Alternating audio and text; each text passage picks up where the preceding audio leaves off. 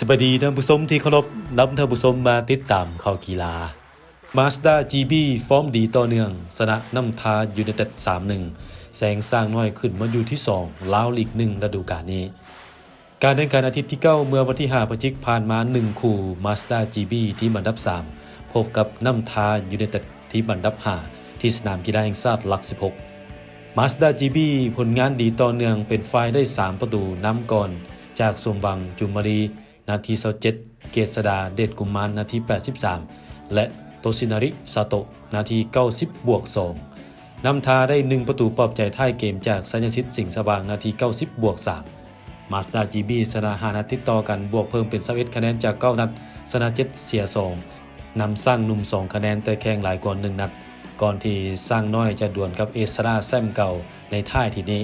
ขณะที่นำทามี12คะแนนจาก9นัดต่อไป Mazda GB จะพบกับหลวงพระบางวันที่18พฤศจิกายนนี้ส่วนนำพาจะพบกับกองทัพในวันเดียวกัน